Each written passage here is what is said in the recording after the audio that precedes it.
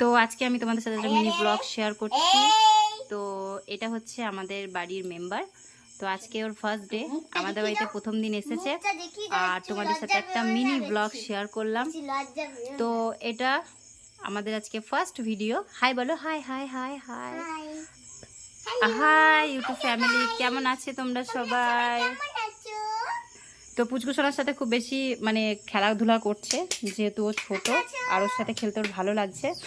তো আজকে প্রথম দিন এসেছে, ওকে যতটা পাচ্ছি আমরা ভালোভাবে রাখার চেষ্টা করছি, কারণ প্রথম দিন কোনো বাচ্চা কারো বাড়িতে গেলে পরে সেখানে গেলে একটু অন্যরকমই থাকে।